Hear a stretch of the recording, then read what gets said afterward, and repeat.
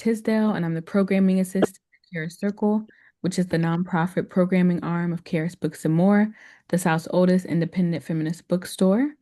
Tonight, we're joined by Samuel Ace, who is our host for Meet Me There, and Rickey Laurentiis and Noa Micaela Fields in celebration of their collections, Death of the First Idea and E. I'll get us started with some bios and reminders and then pass it over to Sam. Our host for the evening is Samuel Ace, a transgender queer writer and sound artist. His latest books are I Want to Start by Saying, Our Weather, Our Sea, and Meet Me There, Normal Sex and Home in 3 Days, Don't Wash. Ace is the recipient of the Astria Lesbian Writer Award and the Firecracker Alternative Book Award in Poetry, as well as a repeat finalist for both the Lambda Literary Award and the National Poetry Series. His work has been widely published and can be found in many journals and anthologies. Rickey Laurentiis was raised in New Orleans, Louisiana, to be reacquainted with the light. Call her Key.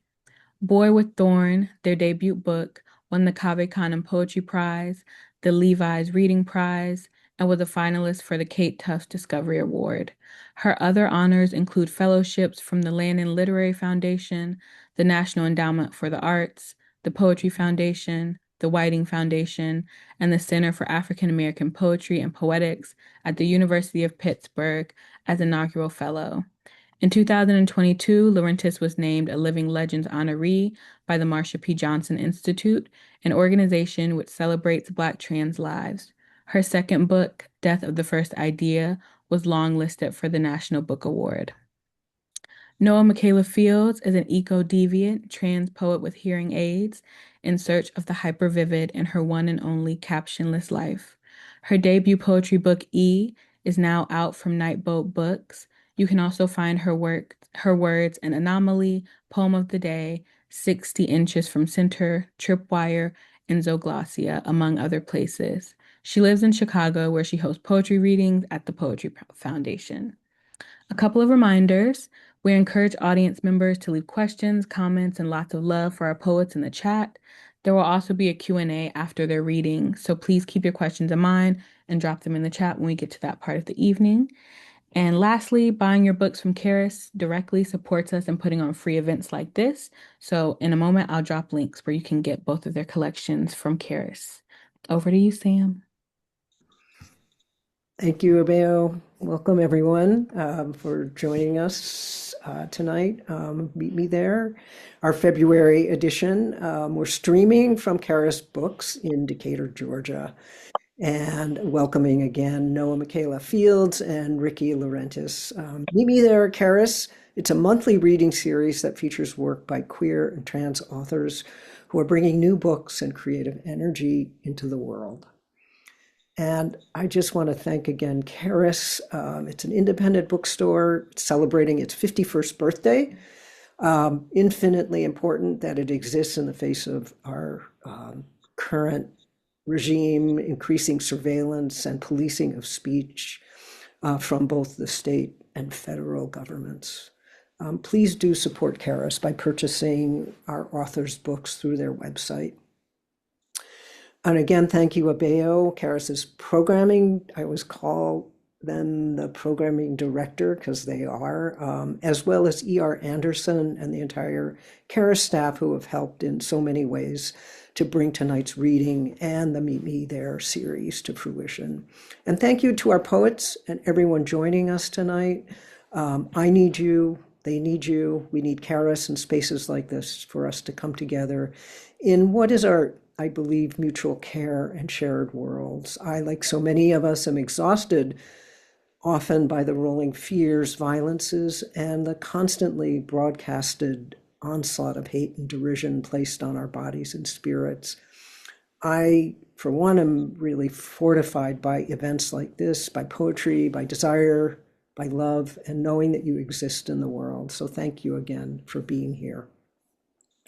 Next month, I just want to mention on Wednesday, March 18th at 7:30 p.m., our reading for the Meet Me There series will be both in person and streaming, in person at Charis, and it'll feature poet Charis Peterson, whose second book, an Alma Award winner, The Valleys Are So Lush and Steep, has just been published by Saturnalia Books. And she will be joined by local poet luminaries Maura Modea and Isidoro Saturno, who both have books forthcoming. I think it'll be another spectacular reading, and we'd love to see you in person if you're in Atlanta or in the Atlanta area at Charis or online. I'm going to give a short introduction to the work of our two poets tonight, and then we'll get right into it. We'll reserve some time at the end again for questions and conversation, so please feel free to put your questions in the chat.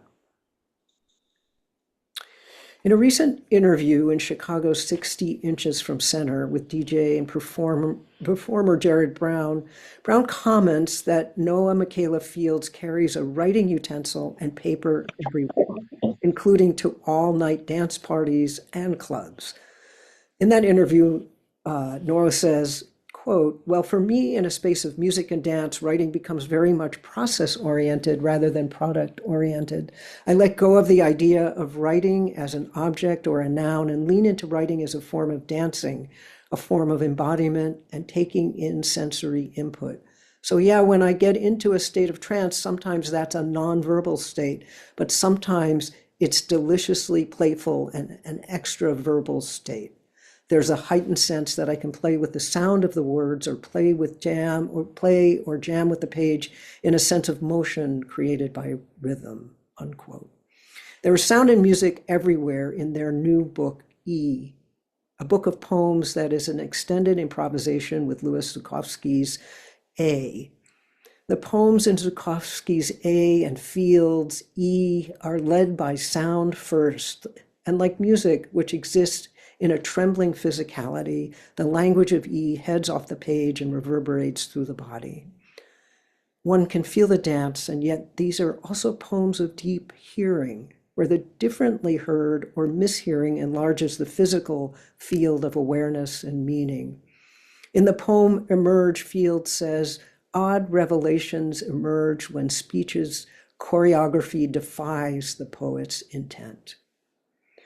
I take this to mean the poems can and will take their own course, as the body does at a dance party when the mind lets the body lead. As you listen tonight to the poet, don't be afraid to take out your notebooks, and don't just jot down quotes or interesting lines. Actively improvise with her, not as a passive listener, but as someone in the dance. Let your critical, observing mind go. Dance with the poet's words. I think Noa would approve. Both Fields and Laurentiis are deeply trans poets. Laurentiis says in her poem, quote, the making of the complete lover, quote, "For me, dysphoria was in my body literal. It punctuated, it wrote, criticism in my blood. At any reflected surface, any trace, for years I avoided them, but when I couldn't, I despised my face." But immediately following, she tells us, quote, "But now delight in it, cherish it, cherish it. Sweet confrontation, let me tell you how," unquote. Similarly, Fields in the poem Exquisite Corpus says, "When dysphoria becomes faint memory, we will not disappear, then we'll seesaw from being a murmur to a supernova," unquote. Rickey Laurentiis' first book, Boy with Thorn, came out 10 years ago. Now, with Death of the First Idea, she goes beyond supernova. She doesn't explode into intense light, then disappear into a black hole at the end of a star's life. Instead, she has emerged changed, consistently visible, with a virtuosic new book. Similarly to Field, sound, as much as mythology and transformation, carries the book. In vernacular history, she visualizes the hold of a slave ship, not only in its horror, but in its reaching. Somehow, for me, this is even more heartbreaking, the visceral reality of what has been lost. Rickey says in the poem, quote, "But what if they played with speech out of dripping need, if they touched each other's sounds and made them ask each other, speak their name? So human ingenuity, not freight, shaped a future. Claim to this language I treat as much or even more than Paul Gall England's, unquote. Transness becomes extraordinary, but also at times disappears into the completely ordinary. In the Tiresiad poems, which punctuate in fragments through the book, Rickey says, quote, now she too needs herself returned a ways to a time before gender, unquote. Transition becomes mythical and yet found everywhere in history, story, and myth, as old as time. In this book, myth also intertwines with the deeply personal. While she does not shy away from exposing the violence enacted on her as a trans woman and writes of similar violences from the past, in the end, she insists on dignity and her own beauty. Quote, derision won't change the body, I swarm. She says, quote, nor scorn, nor more violence or lies can try me small. Let's welcome Noa Fields first, who will be followed by Rickey Laurentiis.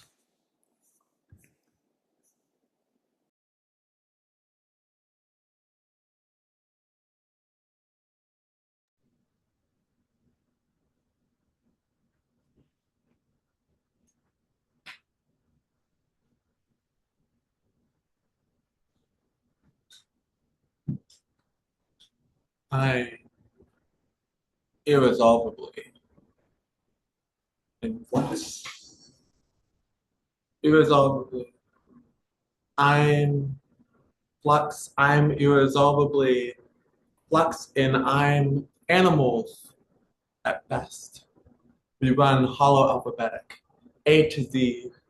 Eventually, language, irrepressibly intricate syntax, an unpronounceable crescendo, needs buried improperly, perplexed, fuming, too remorseful, misheard his agenda, as if inside out, echo dislocation. My name's Noa Micaela Fields. I'm an academia based in Chicago, and I am the author of E, an alter book that embraces mishearing as a poetic technology of transformation. It riffs and remixes the source text of a body of work that lasted a lifetime, a life poem, A, by Louis Reading. And this is my riff, my take on the opening of A. Estradiol.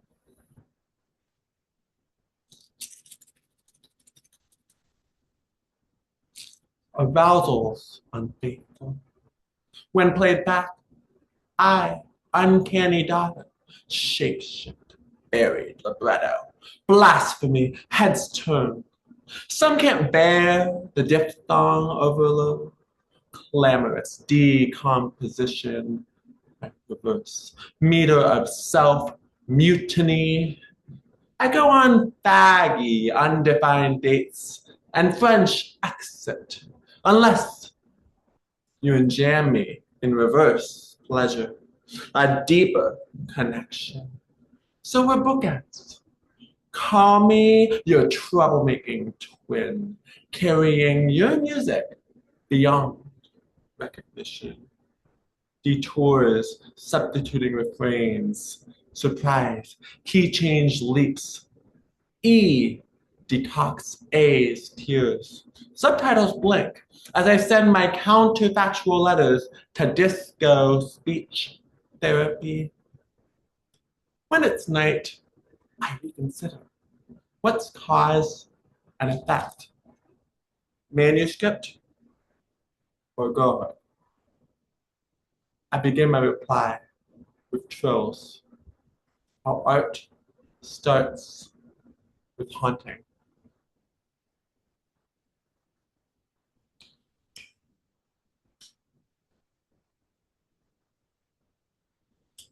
Eulogy for past selves. Don't worry. It's a laughing eulogy. so alive, wish threaded throughout further loving. Telepathy, touch you. Chimerical merry-go-round. After sainted boys spill loose manuscripts, he restarts in the sheet, charts your sheets, a palimpsest, my life, hollow dial tones, out of sync, foreign selves unite, free. Tongue made addressable by undressing, blessed. Art, unseeingly, hears us at peace. I should have given a visual description earlier. I am wearing a black dress and over a long red shirt. And behind me there is a purple banner that I made that says, "Nothing can defeat the queer spirit of the earth." To my side, there is an altar with the books A and E, as well as a few tarot cards and fake flowers. And I'm in purple mood lighting. All right.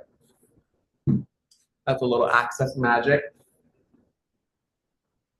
Emerge. Cochlear mutation. Contaminated art. Prophecy isn't meant to be stainless. Unmuted.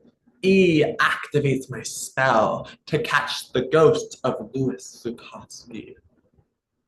A into E. There's risk in surrogating A's ballast, impaling with the legends, weight change, headaches, nausea, and or mammary swelling. I'm writing all the attractions today. Odd revelations emerge when speech's choreography defies the poet's intent.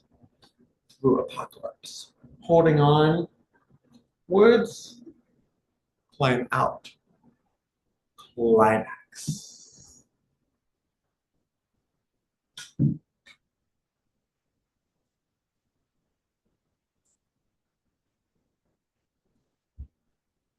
Echolalia. In other sounds, E wants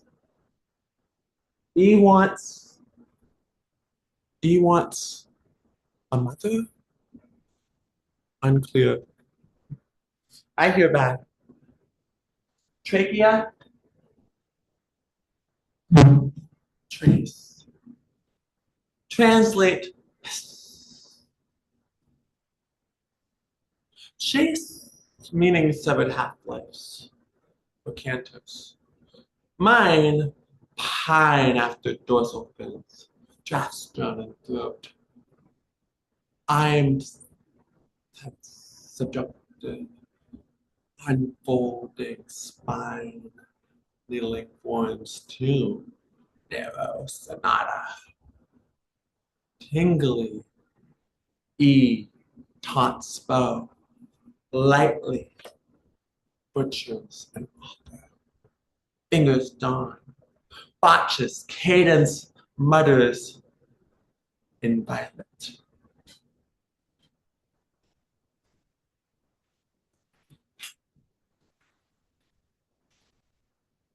Okay, what should I read next? I think just a couple more. All right, this one's called Exquisite. Frenzied, tongue-tied, dithering, this mouth-distorted sequel prefers exquisite dissociation. Pivoting, echoes, wants to mother. Bottomless, the exploit, the created woman of men, many possibilities. When dysphoria becomes faint memory, we won't disappear. We'll seesaw from being a murmur to supernova. Well, are you sure it's impossible to think in goddess prose? E sublingual undertaking isn't obscene. rewriting unburdened beauty, rewriting beauty. It wasn't simple to part ways with what I had internalized. I suppressed my capaciousness, innocent mistake, not to open honestly. Indiscreet body mind is enigmatic, a perfume, prospect of seduction. Endocrinology. To hyphen form, my breasts proceed. Small tits as irises. I write, I revise. My thesis, a vowel vibrates. Beers off course, shuffling noticeably. Who will tell her, doctor, I prescribe more iridescence. More iridescence. East for misadventure. Has moon in it. Water too. Wildflowers cry hormones when eyed by strangers. Explain your spare parts. Part of me wonders if this word will let me in. Subvert dopamine. I'll haunt someone else. Consent to be ungovernable.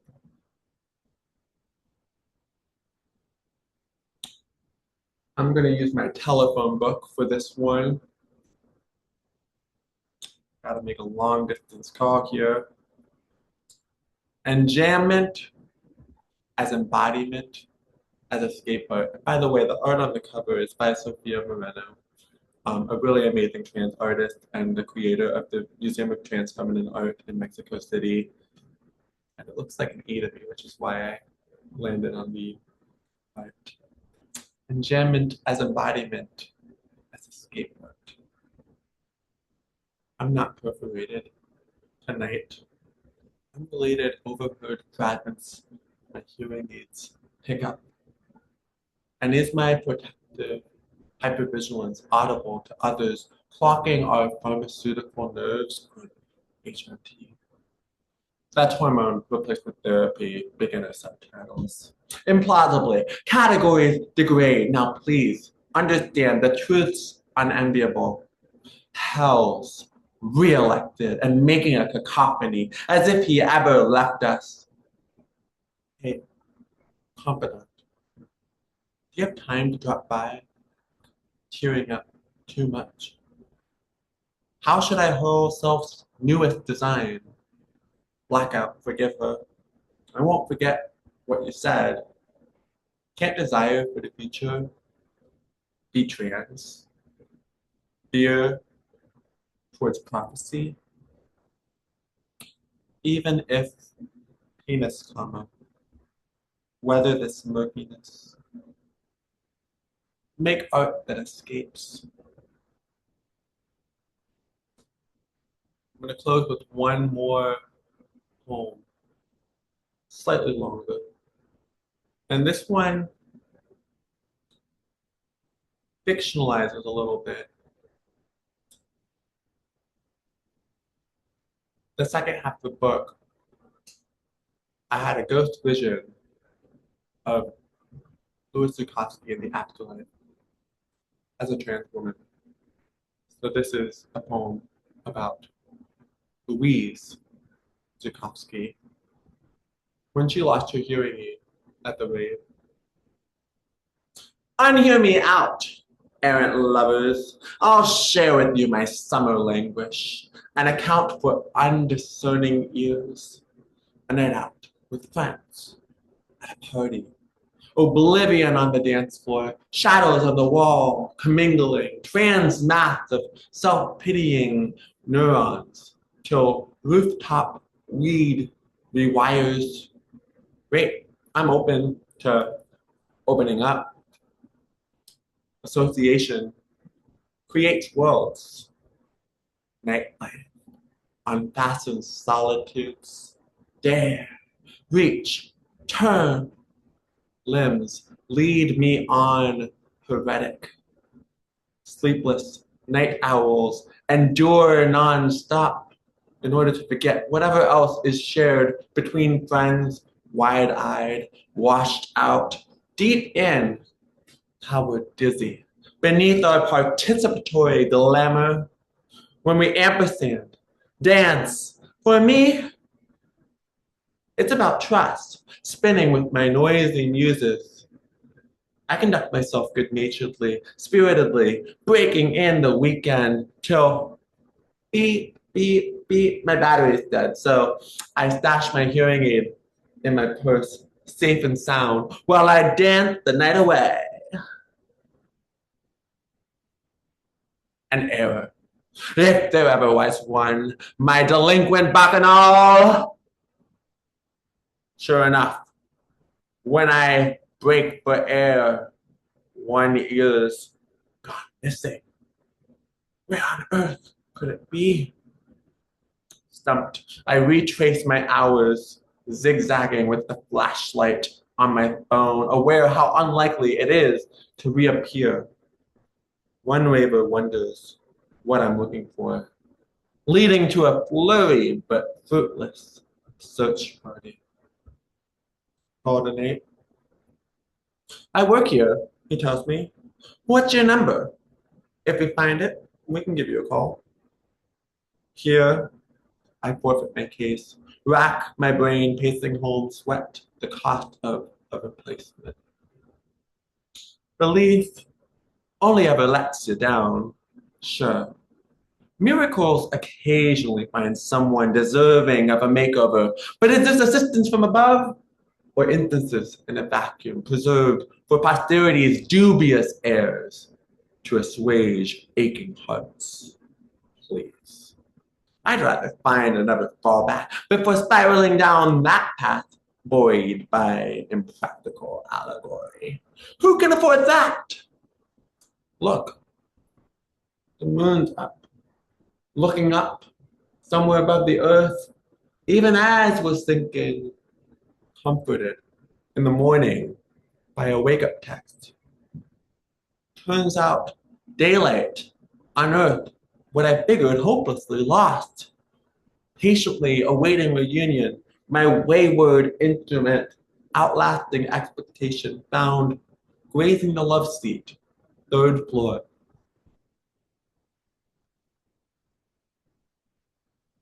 Well, here ends, irrefutably, my scrapped soapbox sob story. It seems we've conjured a miracle, unswayed, repainted sane, if startled by wish fulfillment in writing. We are caught in our unknowing, bewildered, take heart in our hurtling.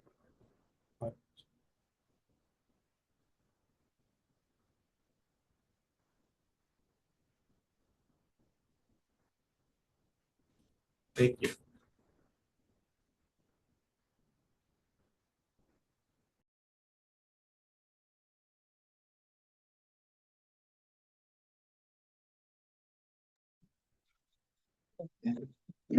Thank you. I guess my turn. Thank you, Noah. Um, Let me begin.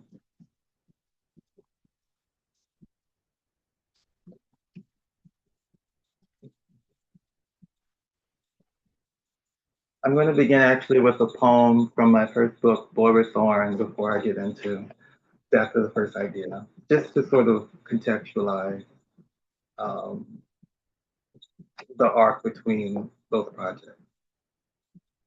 Boy with Thorn, unknown first century BC bronze.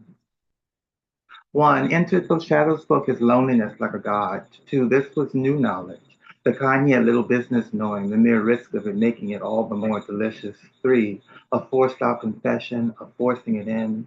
4, each push where the blood yawned like an opiate, each inch a hermeneutics of the self. 5, would you feed on such hurting?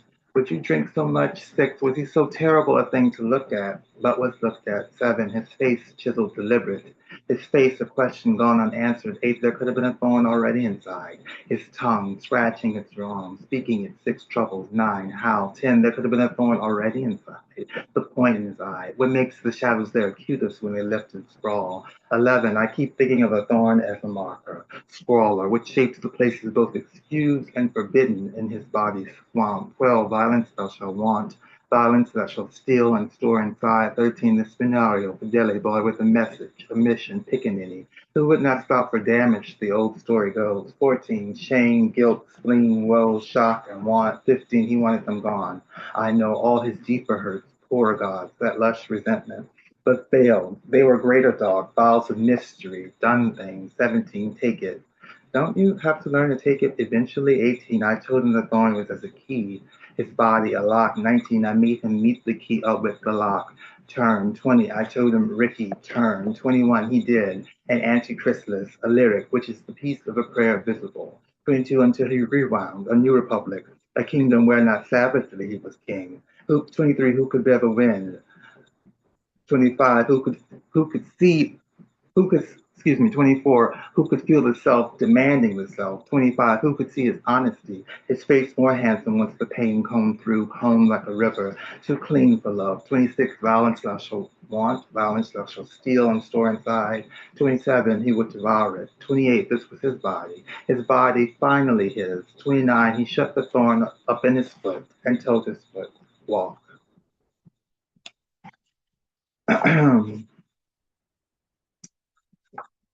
So there has been 10 years between Boy with Thorn and Death of the First Idea, through which time I came into many different understandings of myself that eventually played out on my literal body in the actual flesh. But this new book that I wrote, while it does have some poems that drift from that space in an effort to kind of show not a plot for plot, but a sort of the slow accumulation into a new identity, into a new gender. That this book also is interested in looking at antecedents and evidences or ghosts or what have you of, we could say, trans persons or gender deviant persons in history times before. So this poem I'm about to read now sort of sets the poem up. It's the first poem, and it's called Steal Away, thinking about the Negro spiritual. Steal away, Giro Baji.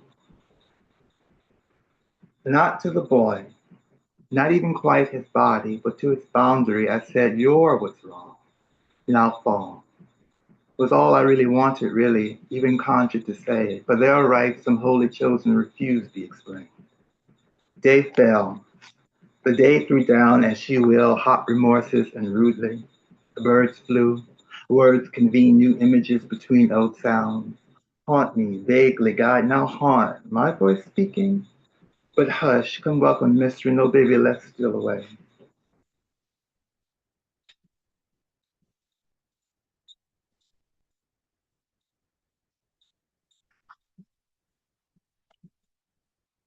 (2019), which I would remind us is probably the last year of the old world before the pandemic, and now we live in some transitional moment to the next world. But this poem, 2019, wants to look even further back to 1919, where America and the world was much different, if more bloodier. So this is 2019. I could string it back up the tree, sir, if you like. Return his skin's meaning to that easy distance, coal dust blazing far black in him, Mr. William Brown. You love how the blood muddies the original, the way it makes a stage of my speechifying this leeching capital almost from his dying like an activist. I know I'm not supposed to sing of his ringing penetrability, those holes I open and pose in on the form, but all I see is bullets, bullets discerning him as years ago it was rope. I could pull it tighter, finger each bullet deeper if you like, an inch rougher, far enough to where it becomes that second heat, erotic.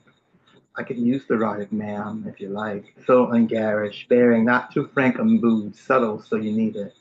Funny how some dark mood will elicit if you close your eyes, the way say my black pleasure is named too explicit for a page. but this menace I can yank, but this menace I put in it is not. I could yank and knot the rope if you like, him like a strange fragment in the trees, and the word again spelled out about his neck would be the rope's predicate till that wild, patterned and fierce his moan. It is a tragedy. No, it is a sonnet. How I know already how he ends. But I can make him her, if you like. Regender them to merely canvas for your empathy, soup for my mouth. Still, if I could but just get this blunt, burnt, lynched body up from on out the pocket behind my eye, all trees could be themselves again, all sound.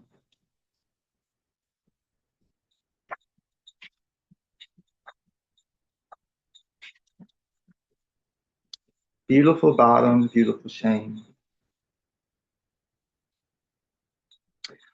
The way he writhed beneath the other man argued his loneliness. But he wasn't just a blank measure waiting to sound. However much, however much, however much an O his mouth made, he wasn't just an O, thrusting back up against what is almost like a finger, though it isn't, always needing to be touched like a finger to be held. I'm lonely.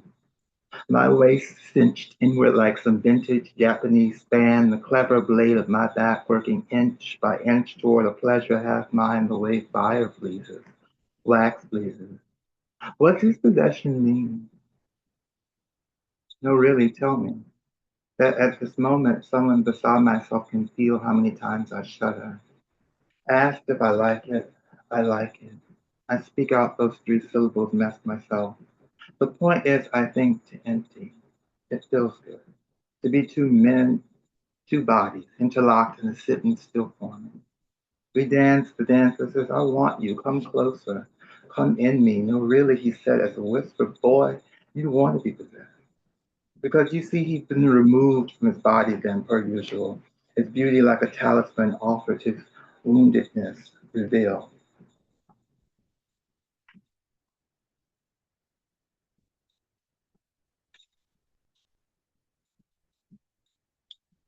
Coming back to poetry or trans, and I'll just say briefly here that in that 10-year period, I wasn't every day writing furiously. There was actually a time where I wasn't writing at all, which is pretty unhealthy for a writer. So I had to sort of conjure my way back into the poems at the very same juncture where I was conjuring myself. And it became a project that was both beautiful and hard to do. Anyway, this poem in some ways speaks back to that. Coming back to poetry or trans, I guess I've been androgynous in that ugly way all my days. I didn't know. No one said no. But I mowed by green lawns well, ashamed. My buoyant gay labor like a crowfly sweated for future. It made my body swell, not at all, timid buddings, no roses, and slowly. So I felt insufficiently male. So I craved, so I craved, swell like ants in a colony for more. Trans? So the cheeky happiness made like late mail, barely carrying its special memos out to anyone but few received. All my friendships, all my family, so half received me, and I was like an anthill scattering. But what is so sexual about wanting swell scatter, or different treatments, or chores?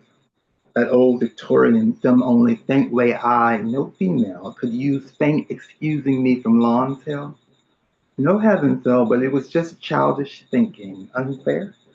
Now I sit, pro-symbolic, still 30, proto to a kind of second puberty trap, not yet in gender's manual traffic, but in my own poem.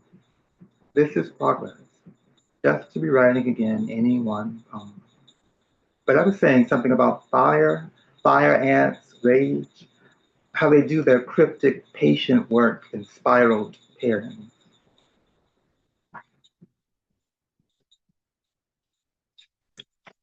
Mm. One more poem from Thorn, just as a segue, because it's not, that poem is a little bit, has some pathos in it, and I was thinking about childhood in retrospect from today. But it's not all pathos. There is some charm and some sexy parts. as well. So this is a poem called Little Song. Given what I am, if not cannibal for, animal for, he who let go adore me, be cracked my sternum to 100 flashing moths. Oh handsome, oh truth be told, I hunger this, needled out, I stretch for this. Always a field stirs, would stir for want of being filled. Dwell of me, my Eden, my hook, in pleasure weren't we founded. At the start, didn't we blend and blur? I would be his bravery, illusion of his fearlessness and his fear. Given what I am only of meat, cut fire, the inconsolable, of these, him. That poem actually is like a sort of backwards acrostic, and so the in words of each line spells out a sentence that's actually from, oh, do I remember the poet? Also not permitted to, I forget his name right now, but if it comes back to me, I'll say it. The sentence is, if he be truth, I would dwell in the illusion of him.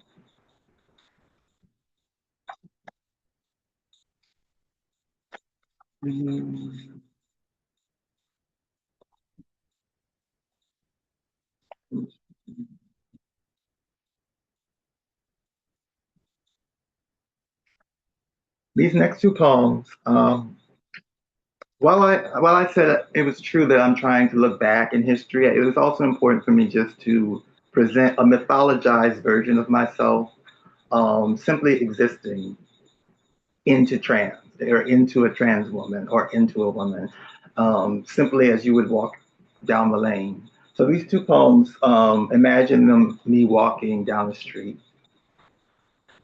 Sometimes Tropic of New Orleans 1, winter, roses all year. The roses are in love with the warm rain today, and the white herons walk easy down the walk. What is the life but its weather? My second mind weighs already under this given weather, bright as raven squall, matter of fact, fleeing on the hurt night hour. Life thinks, life, let it think, getting juicive as a heart think it may as well be. Is there a problem with the world where the roses seem to smack, smile, and say their hearty names? Yes, apparently me, but I, walking very fallible, delicious subject, pick one among thorns as to prove no fear. I hurt, but I have problemed no world yet today for being. And ain't it just lovely being feminine, fine, and God, I'm getting meta. Call me Ricky, now Reese, now obsession. I'm that horrible girl, big honesty spell. Like what I really hoped for was the Menzies blood to drop, for meaning to come severely across my life and be real, like initiation. But I can never be female. Sometimes Tropic of New Orleans too. 7 a.m. alarm fire, slut of fire. The heron is a woman in red. I contract, I burn like the roses themselves and compose my view like the white herons are gay? No, gray. But now they teal. Trans, now oracular. Global pandemic. The new world, jealous replica, anxious enemy is done. Let it never get done again. And I am urgently in today. Am I already in the next world? So they teal, now blush and the lip flies the heron. Now see, I change. You can really change, y'all. They're rosy colors, cyan, now pink. Easy as I happen, pink, quick, quick in the poem, coming as this humming, wispy shower. I'm another, passionately, like a lover's brief, as sisterly upon we meet. Gay comes to woman, though everyone can't be trans. Everything I have said in the poem have happened in the poem. Trans commends transition, now blonde. Transition implies passing, implies state changes versus blonde, ice, now speed of orange, really roses, rust. If shades maroon, if shades fire, pits fire, red fires, red roses, writing versus singing versus memory went the roses, gender versus sex gone my mind. Each day is storms coming by conflicted airs mandate, all is change, and that is rapture, and is no lie, taint nature, disaster, and ain't black as them strange birds. It's true. We have herons in New Orleans that just be chilling on the sidewalk. So it seemed important to put them in a poem at some point. Uh,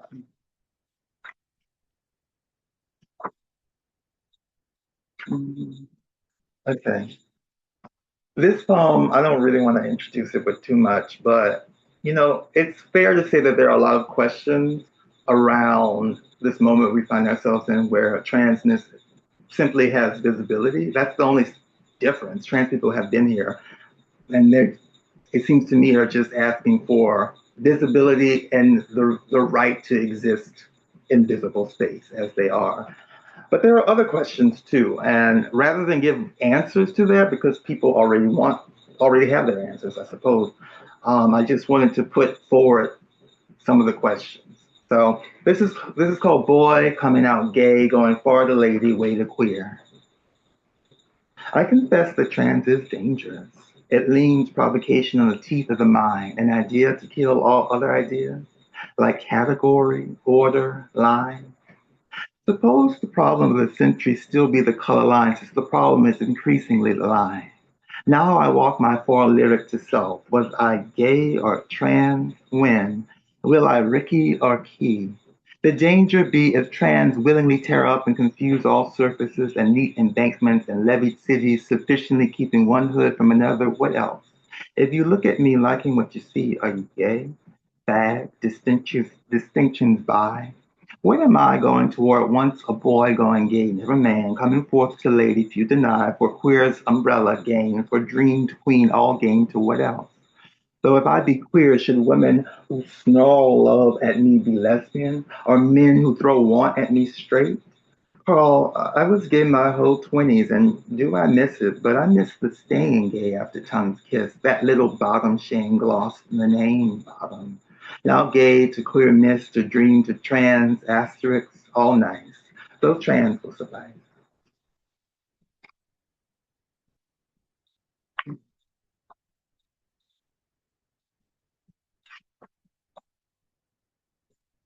I'm gonna read because Sam so beautifully introduced both of us and quoted from this poem. I'm gonna read it, and it's called Vernacular History. It's a little bit of a departure in the book. There's some moments where I speak about racial history and slavery, and I don't make the connection explicit between that and gender and trans, but I think it lives in the book. So this is Vernacular History, and it starts with an epigraph by Robert Hayden's Middle Passage, where he says, mirage and myth and actual shore. Zipped up gold in the dark hold of some ship, what they did is fly. What they done is pry as far as crave. Didn't they fantasize some way back home on the continent? Such a choice cargo, except the choice weren't theirs, no will, except that bondage betrays if absolutely the first idea. Never mind their moan, their soundings out, I fear. But what if they played with the speech out of dripping need, if they touched each other's sounds and made them ask each other, speak their name? So human ingenuity, not freight, shaped the future claim to this language I treat as much or even more than Paul Gall England's. Beyond the physical sense of life is its excess, is its soul. See the scorpion burst forth from the tongue's tip, timid animal now raw, firing sword, a weapon for provocation. Let not myth be their name. Lend them their ethics, their arts. Let them their ragtimes and jazz sweet already. At least some premature ghosts of her blues, big band, and let them read. Let shade with its 100 foul teeth neat, aboriginal, packed down bad in the Atlantic's roaring mouth, rapping, afraid to be afraid. But there is another view of the transatlantic slave trade that's just the view of one boy barefooting some further Afric Dahomey shore to see some ship's flag snap sharp and oddly in the wind, and certain men who didn't have their color right. Lift up smart in the dark of that ship, vague wanderer, what to have the want of photographs memory? See it. Who can't see the boy's mother's hands captive beside him stretch hunger for that shit light or hear in the falling sides the death of all ideas? Let it be true that at the bottom of this ship is still a dignity earned. There is this counsel in my ear that is my ear. That is my soul turned to maroon. That says a slave can't speak like this, think like this, cannot ascend to be so-called genuine. But I say someone needs them to. I do, so I write it. Imagine the imagination's power if made this one healthier with desire, not to raise categories, lines, enslave, or to kill. One could build a home then, finally. One could resurrect a language light enough to fit our flying into.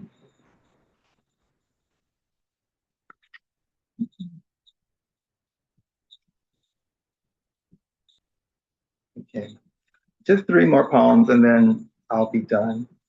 Um, I wrote this next poem.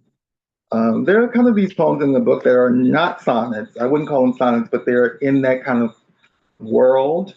Um, and it was important for me to finally write a poem I thought that would make, just like Noah did beautifully, that would express and actually name out loud the actual pharmacy of trans, how it actually gets done, because there's a lot of confusion, or at least played confusion, around the whole thing. And so here's a poem that hopefully tries to at least gives you the name of those medicines or the treatments that we take, which is just estrogen and testosterone, like everybody else.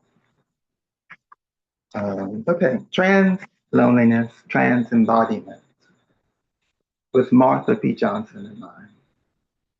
But why doubt I grow breast a natural way? Am I not real flesh? Am I not likely sway of that same species and given biology? Not cis, you think me alien, scary? Do I so estrange?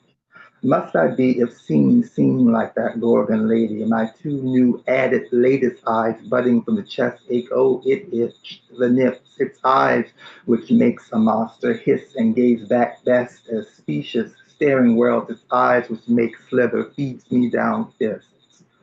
So I took my feminine chill, stalled virgin, except for taking my anti-androgen, patient some several years, then broke such chill to stern the heart. That it? Then asked for estrogen. Eyes make sweet. Then I urge progesterone into the regimen. All pills to advocate my art. Indeed, I bloomed. Beware, I am a beauty with spices added. I believe. See that I hope such medical, methodical, hormonal surgery put upon my fungible flesh is yet what? Enough? And assuming, soy as I am, and black and coy. Though even surgeries are our due, Martha, God's child, our right to appeal and so revise with happy, lonely sovereignty and eyes make holy, body that we claim, I can't afford it. So I learned to express my body piecemeal, no cancer, no coward. Didn't I rise in the AM to cry pearl? Please, friend, girl, answer. You.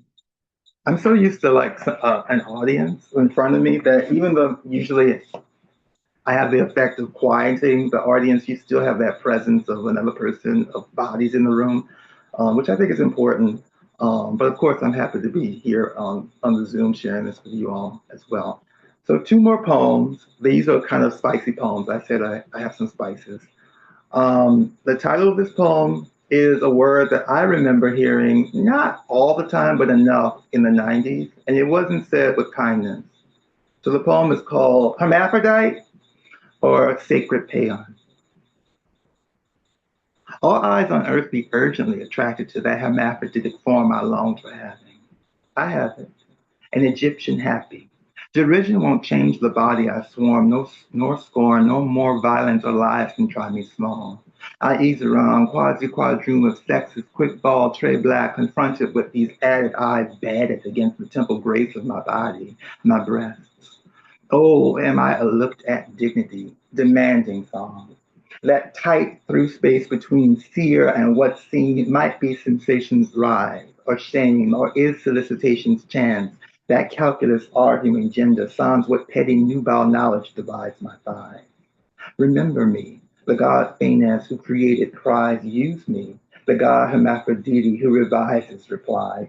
I am their audience. Honey, ain't nothing here so far. Light breaks over all eyes like sound plays the guitar. And I will end with things that I love. Um, the title of this poem also is in homage to a writer. This one is Audre Lorde, who wrote an essay that people should read called The Uses of the Erotic. But it also has an epigraph from someone I also care about, James Baldwin. And he said about himself, I want to be an honest man and a good writer. He used to be erotic. And thank you. I like the red that hides itself coy in a library quickie, through pages that mahogany hold, and I love the skin mahogany. I like the specifically wet pink of my lips before a kiss or after biting them, anytime I'm thinking of nearness ends. I like the even way such ignorals quick, like brown eyes turn to honey in excess sun. I like the way the dark entwists itself to Aurorus and indigo, the crusher snake, and someone's possible being there, a being also in the room beside you, not for scare, but for care of you, and I like the look of agony. Except some way East Asia's hair sheens to comet blue and cobalt avernal, I like that too. I like the hue of my hips. I hate as just most any saint with a hint of ghost, like how in the selfie to the right I only see the charred ghost particulars of its face smiling to see me. I like to see me. I like to be too thinky, kinky, and thinking about the very colored smell of just cut grass and the better tale of it after it rains. I like to like the things and people and blush and have designs for and go, oh Lord, and appetite and be resigned to the crush of its power and to trust it feels good, its information, a fat color quarantine, the weather of a new hungry sun. I like to say aubergine over eggplant and negro over negro. I like a gift that stands right up at attention and points its mention. It's being hard, very to the one it sees the door. I mean, I really like it. Each 8 inches, Mr. Dark, and the hum of that seeing drum of a door, which is the color of his head, both heads thinking an easy brown, a snare, a truffle, and weird luck. I really like to fuck. I like the color square words make fractals in my mind, and it's a shame cotton fields were so pretty, a fairy hot green. I like the color wags and the Puerto Rican flag stood up in every window that of course ain't Puerto Rico in the literal black when it's closed on my skin, which isn't the literal black, Vanta black, but something like mahogany again, lost of its darkness, which I love, and a creepy yellow melody replaces my face. I like that. I like to spell Hawaii like it's spelled, and I like a yellow halo more than any yellow dress, though it makes men fall clean off their bikes. I like a good fight, and any yellow yes sworn from the better goddess returned from hell. I would like to be so honest and a good writer without this being man, and indigo's soul, and the quieter arts and men like windmills blurring. So Patrokar is a word that feels gray to me, not gray. I like that I hear that, like I like my syntax. So Oshun is a name that feels bronze to me, which is the better call of my skin, though I know here's ignoring gold. I like the way sounds do come themselves, like crying do, that second ejaculate, that they become their colors, immaculate colors come their words. And I like the color flying away of almost any bird. I love this world. I love this world. Thank you.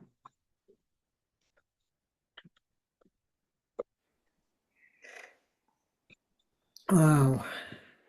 Thank you. Thank you both. Gosh, they're so gorgeous and so sexy and so extraordinary. Grateful to hear both of you. Um, oh, so we do have not a lot of time, but please, anybody has questions, please put them in the chat, and um I'll start off. I have several questions, but I just want to talk about the relationship of transness to poetry for a minute. Rickey, you bring so much in your work Excuse me. to that question, and no, I hear it so much in your work too, and really about change and transformation. I do get the sense that both of these books were written during a time that you both transitioned, and in extraordinary ways. Many of the poems in both books speak of the body and also connect beyond to others, to the past. Reimagining Louis Zukofsky as Louise, Rickey in all the poems, but even thinking about Tiresias, the Tiresias poems, as Tiresias as a seer whose wisdom comes from his lived life in two genders. I find during the earlier part of my own transition, I actually found it difficult to write. I was working full time, so much energy was spent navigating my circumstances that I struggled to find emotional and spiritual room for writing, and yet it eventually emerged fuller, I think, than even before. But I'd like maybe both of you to speak to how the physical transformation affected how you physically and mentally came to your poems and the making of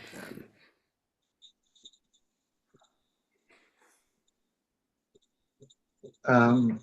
Does Noah want to speak, or I can give you a break, sure. I can? Yeah, I'll go after you. Fine. Rickey, your poems were so lovely to hear. Thank you.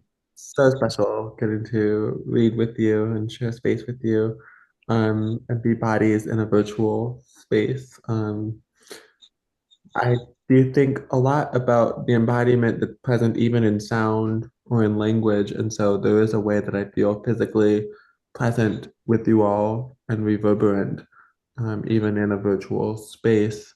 Um, I'll say just briefly, to answer your question, Sam, I really think a lot about personal archives, and what he said earlier about the idea of like a slow accumulation over time. I think of my book very much as a draft that has changed a lot over time. It's a bunch of timestamps of my becoming over time.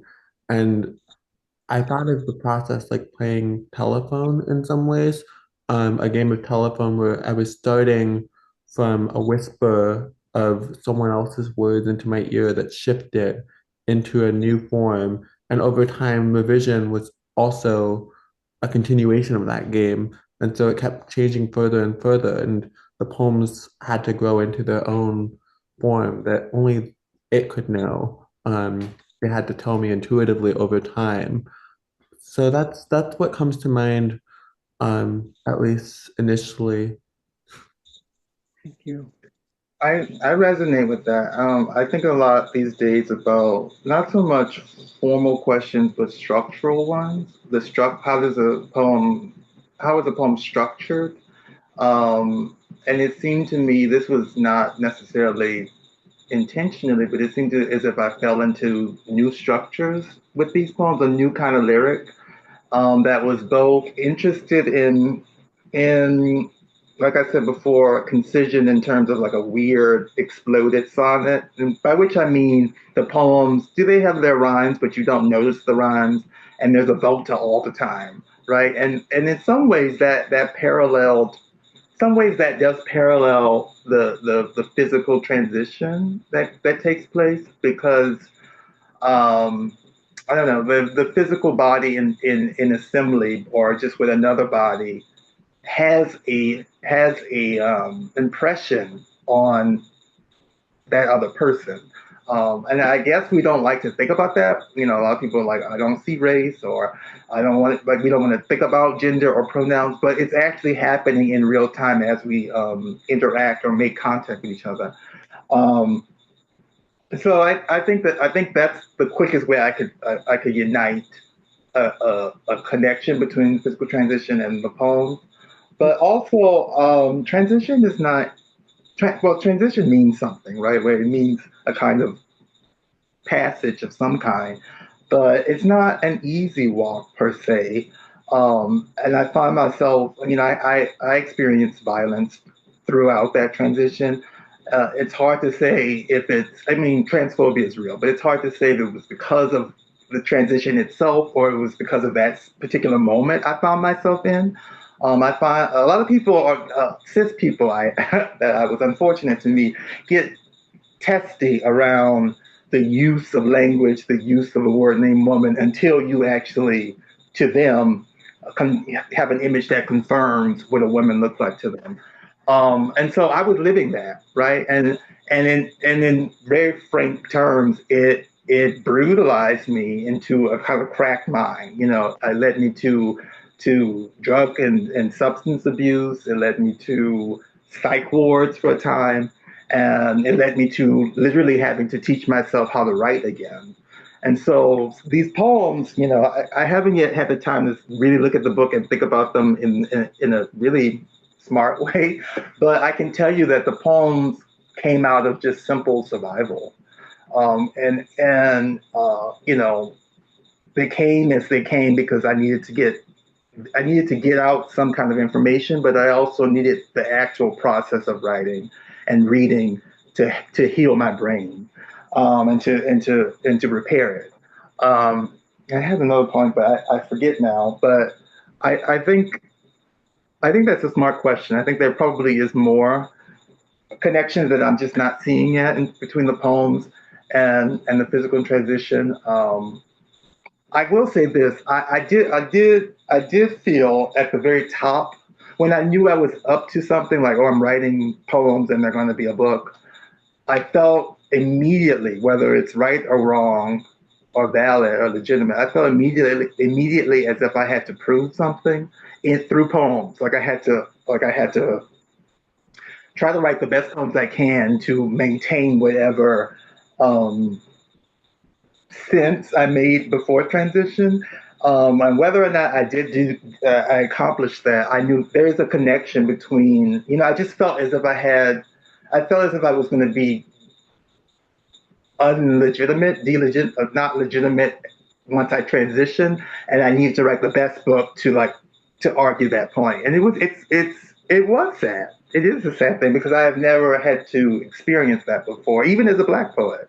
And I say that knowing the long history from Phyllis Wheatley up to Natasha Trethewey that prepared me. That's not necessarily the case with trans writers today. We're really creating, and I'm not forgetting Susan Stryker and people before me, um, you know, Lady Chablis, and et cetera. But we're still in the active pursuit of creating language that will hold and buttress us and make our passage that much easier. And so, to that last point, it was important for me to find a way to be slick in my poems. Like in Boy with Thorn, it's a tight book. It's a book. You can tell I was in workshops. It's a collection of poems that are just really dense and poetic. I had some things to say, and I needed to find a way to get to that kind of language that was slicker, that was more fluid, that would allow more information to get into the poem, and hopefully for the poem to be of use in that way. So I've said a lot of things. I said about three things, but those are the things that come to mind immediately from the question.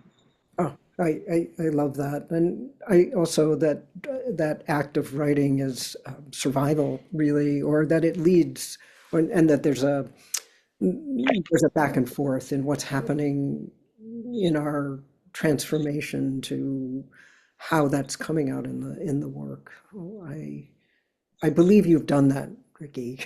I believe that about this book. I appreciate it. Thank you for telling me. I appreciate that.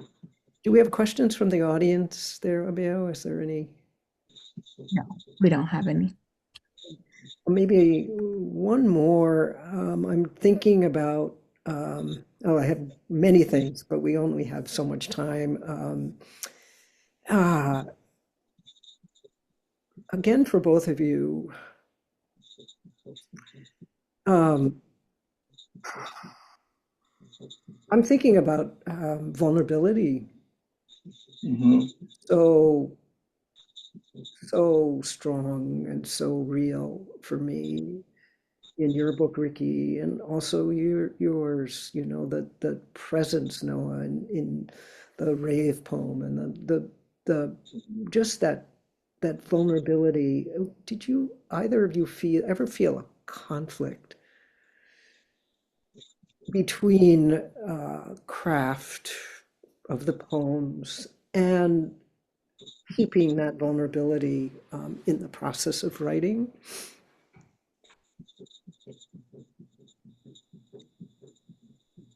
Should I start? Vulnerability is still important to me. The wounds that we acquire over our lives matter, and they can, in some part, produce us. But it also seemed important for me to also repair and to take responsibility for my wounds. And I can't claim to say I'm healed, but to improve myself. Transition for me was about becoming better, not just true, or like not just um, true to myself and true to my changing body. But it was a way of being a better person in the world. And it's hard to say that now and also know how at least the president treats trans. He treats it like a scapegoat. Like honestly don't think he really cares, but he uses it as it's hard to be in the climate that we are arriving at and also know that transness it improved me and like made me it put me in the world in in some sense I wasn't really in the world. I was in a very kind of like I don't know I was in one sort of compartment, or I wasn't given access to certain parts of the world that I feel now. Maybe it's about confidence, maybe it has to do with beauty and attraction, I don't know, but it leads me into the world in more honest and genuine ways. And all I can say is to people who feel a way about that is that you just need to let the wind move. I got to move through. Like it's my personal liberty. This is what I don't understand about the moment. Like I thought we were supposed to let parents parent their own children. I thought that was what everyone. That's what parents always say. So like the whole thing around trans kids and like policing them. Let parents handle their child, alone. And it just seems like there's a use in transness right now in the public sphere that is good for distraction, but there are positive things that are happening too in this transitional moment, and I feel a omen, and I feel a part of that. And if people would allow themselves to reconsider some of the things they have known about gender, about people, about how identities can change and shift in sometimes radical ways, I think that they will find that the people who are becoming themselves are beautiful people who hope to have your, company and conversation and are just why I wrote that poem. I'm not an alien. I'm human. I'm an earthling just like you. And I took advantage of my earthly free will and my personal liberty, which is another thing that's being, I feel like, you know, hammered there. There should be there should be a respect for personal liberty, even if you disagree with it. There should be respect for that, and so that's what I would offer now. That's an idea. Yeah. Thank Okay. Uh, I could listen to Key talk all night. you. Like, Vulnerability is I couldn't. vulnerability is a ritual. It really is. Um, and I think that it is a ritual of forcing oneself to be present as much as possible and allowing what is present to alter you. And I think that's sacred. And there I'm turning on alter in both of its senses, alter as change and alter as sacred. I think there's a prescience to transness, which is one of the things I was alluding to when I said can't desire for the future be trans. I think there's something oracular even about transness and something holy Yeah, yeah, about the ways that we hold language and our bodies and move through the world in a way where and I say this we cautiously because I don't think there is a unified group of all transness. But when I say we, I mean that there is a possibility for care towards each other. And that is the type of transness that I want to orient myself towards, a possibility of extending ourselves by, with, and through each other to enable each other to be even larger possibilities of ourselves. And I think that that is something that vulnerability enables. Vulnerability allows us to find something in ourselves that maybe we weren't even totally aware, weren't able to say, see it, but maybe we sensed it or we heard it through another voice that emerged from us or from somewhere else.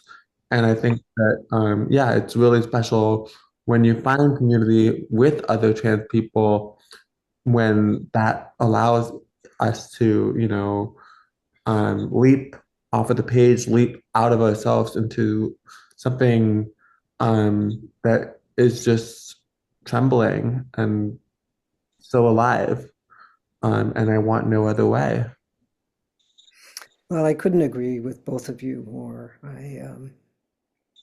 I'm so grateful for your work and for your presence in the world and your beauty. And you know, we just have to keep going and keep making these poems. And grateful for tonight.